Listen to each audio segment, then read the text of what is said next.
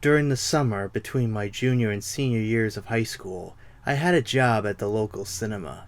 I'm 26 years old now and well on my way to other, more important things in my life. But this is the first time I've told this story. Mind you, the theater was very small since it was located in the small town where I grew up, North English, Iowa. Population just over 1,000. This made things easier for me since one of the jobs I had to do sometimes was clean up the theaters after each film was over. Unlike some cinemas in bigger areas that have upwards of 20 theaters, this one only had 5. The cinema was almost perfectly symmetrical. Once you give your ticket to the ticket taker, another job I was given sometimes, the concession stand is in front of you. There is a hallway to the left, south hallway, and another to the right, north hallway. The hallway to the left had 3 theaters. Once you walk down the hallway, Theater 1 is on your left, Theater 2 is on your right, and Theater 3 is straight ahead. The hallway to the right, on the other hand, just had 2 theaters. Theater 4 on your left, and Theater 5 on your right. Instead of a third theater directly ahead like the south hallway, there's nothing but a giant Pepsi advertisement poster stretching from the ceiling all the way to the floor. The advertisement looked like it hung there for quite some time. The blue and red colors have seemingly faded significantly, and everything about it just kinda had that older, for lack of a better word, look to it. It was a blue poster dominated by a huge image of a bottle of Pepsi. The word Pepsi was at the top, and the bottom had a slogan that I never seen anywhere else. Nothing else is a Pepsi. I never really thought much of it. It's a small town and therefore there aren't going to be a ton of moviegoers, so why deal with the upkeep costs of a 6th theater when it probably won't turn any profit? I'm sure the owners of the theater had some economic reasoning behind their decision. One slow day at work, I was staring aimlessly at the poster waiting for something to do when I noticed a small bulge on the right side of it. It was barely noticeable. Something you almost had to be looking for in order to see. But for the first time since I started working at the theater, it crossed my mind that something other than just a blank wall may in fact be behind the poster. I went over and felt the small indentation and, to my amazement, it felt like a doorknob. Not just any doorknob, the same type of doorknob on the doors to the other 5 theaters. I pulled back the poster to look behind it, and sure enough, there was a door. Tons of questions raced through my mind, but I eventually concluded that neglecting to use the theater was probably just an economic-based decision. As I have figured, the door was locked, so I didn't get to see the inside. Still, my curiosity wouldn't go away. Why have I never heard of this? Why was the door covered with a poster? Did the door even lead to a 6th theater? I decided to ask the owner, Kevin. Kevin was 12 years older than me, about 30 at the time, and also worked at the cinema when he was in high school. His father used to own the cinema, but it had been passed down to Kevin once he graduated from college. Nothing, just the wall, he responded hastily when I asked him what was behind the Pepsi poster. Kevin, I saw the door. He looked at me for a couple seconds and let out a sigh. Okay, come over here, he said as he led me away from a crowd of people. You can never tell this story to any of our customers. Got it? Yeah, sure. Just tell me what happened, I said anxiously. He proceeded to tell me one particular night the weekend after Thanksgiving when he was a senior in high school. Toy Story had come out a few weeks earlier, and it was being shown in Theater 6 that night.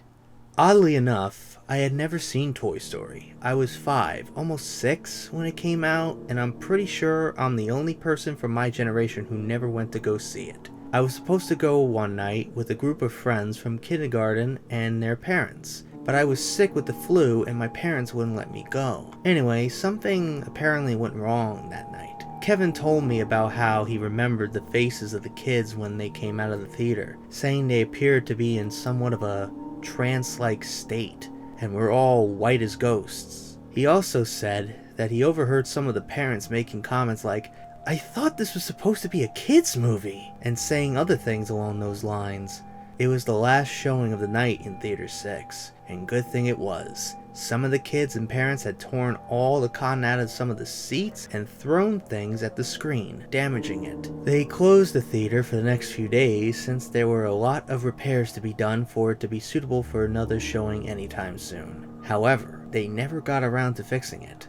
and decided to shut down the theater for good given what happened in North English soon after. Over the next couple of weeks, Kevin told me, there was a rash of child disappearances throughout the area. Their names and pictures were in the paper and I just about lost my lunch when I saw who they were, explained Kevin. I recognized pretty much every kid's face, he said. They were the ones to come out of the theater that night. According to Kevin, none of the kids were ever found, dead or alive. Nice story, bro, I chuckled. Now tell me what really happened. Don't believe me? I don't blame you, said Kevin. But come take a look at this. He proceeded to take me to his office and pull up a webpage on his computer. He showed me a picture of a young blonde girl with dark brown eyes, about upper elementary age. Under the picture, the page read, Karen Wilson, date of birth August 11th, 1985, hometown North English, Iowa.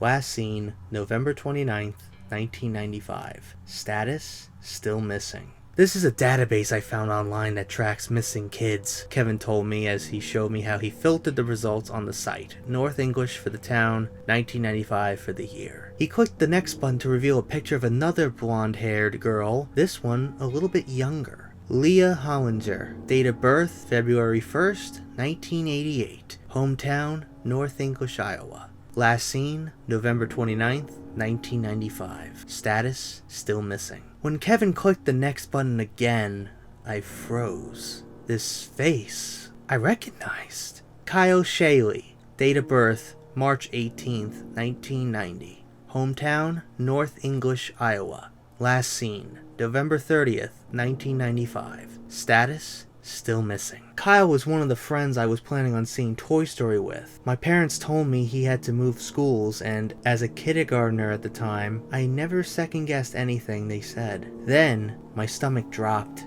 It finally hit me. Jeff, Justin, and Aaron, the other 3 kids who went to see Toy Story that night, had also moved away.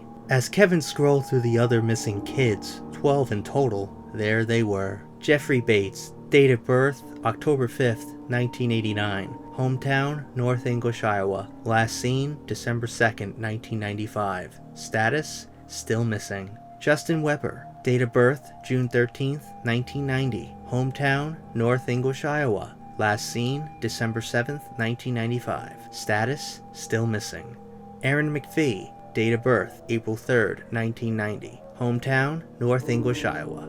Last seen December 8th, 1995. Status, still missing. Panic set in. Everything inside me felt cold. The hairs on the back of my neck stood up, and I ran to the bathroom certain that I was about to get sick. I ended up being able to calm myself down, but I didn't sleep much the next few nights. About a week later, I still couldn't get it out of my mind. It was a busy night at work as it was the opening weekend for the 5th Harry Potter movie, and I decided I was going to do it. They had a few extra workers staffed to clean up the theater after the last Harry Potter showing was over, but about 5 minutes into the cleanup, I told them to all go home and that I'd take care of the rest. They all thanked me, packed up, and went home for the night. My night, however, was just beginning. Once I finished cleaning up Theater 2, where Harry Potter was being shown, I headed over to the north hallway and stared down the Pepsi poster. After checking to make sure nobody else was in sight, I reached into my pocket to grab the paperclip I brought to pick the lock. Picking locks wasn't anything new to me. When you grow up in a small town like North English, you and your buddies are always looking to do something to do, and, well, I guess that's a story for a different time. After some finagling around, it worked. I took a deep breath, turned the knob, and opened the door. Other than getting hit with a gust of cold air, the first thing I noticed was the smell. Instead of smelling like a weird mixture of popcorn and lemon-scented cleaner like the other theaters, this one had, as you would expect, a damp, musty smell. Mice and rats had clearly been in the theater based on the smell, which kind of grossed me out since people just across the hall watched movies, ate popcorn, and drank soda every night, and I was one of the people in charge of keeping the place clean.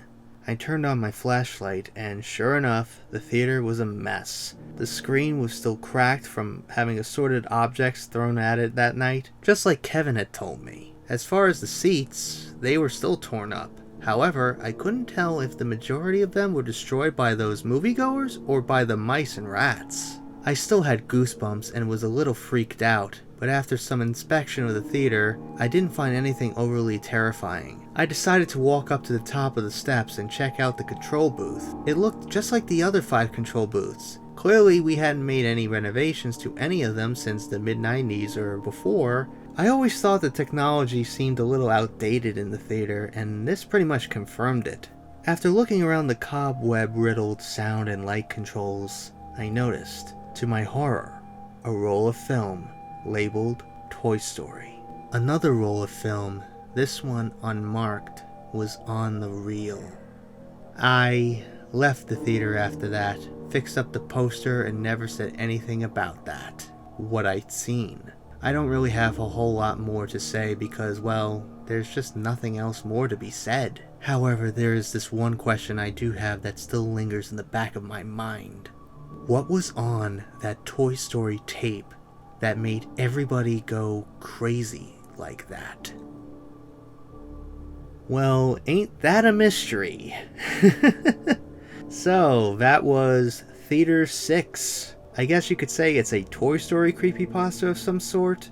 I came across a re-upload of a video that Shadow Reader did of him reading this particular story. But what I found interesting when I went to look up the story was that whole bit at the end where he goes, "I left the theater after that." That was not in the original story, because the story ends that another roll of film, this one unmarked, was on the reel. It doesn't go any further than that. Honestly, I don't know why the author of the story decided to end the story at that point. And honestly, I don't know if Shadow Reader even wrote that last bit at the end. At least with Shadow Reader's ending, it kind of leaves it up in the air.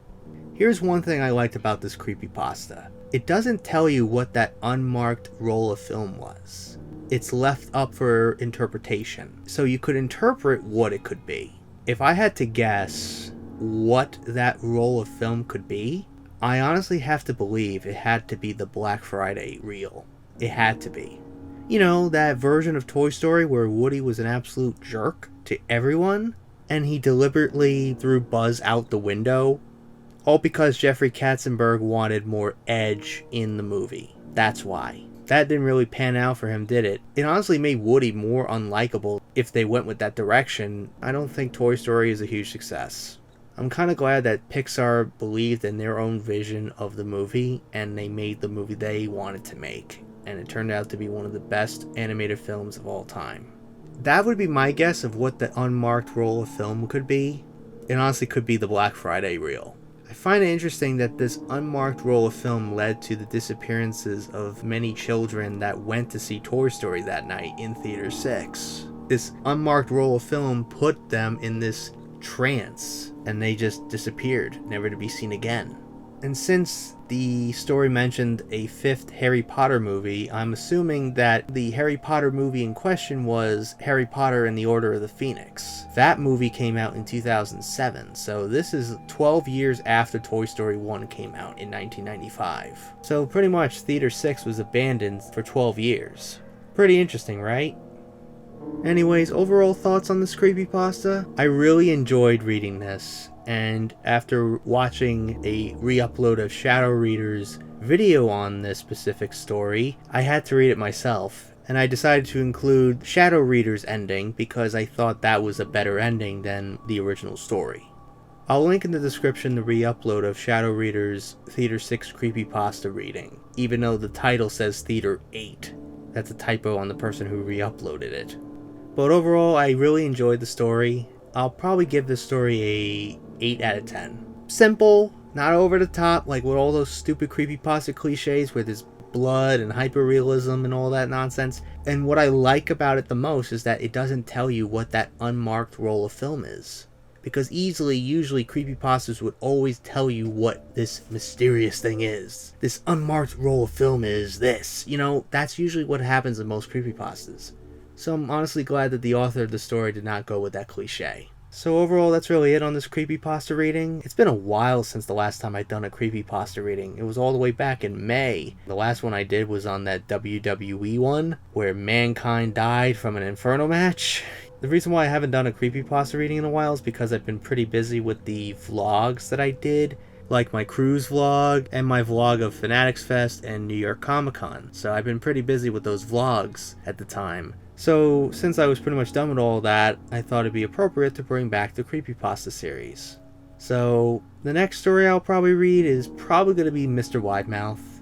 Hopefully it will be soon. So anyways, I hope you guys enjoyed today's Creepypasta reading. Let me know what you thought of the story in the comments down below.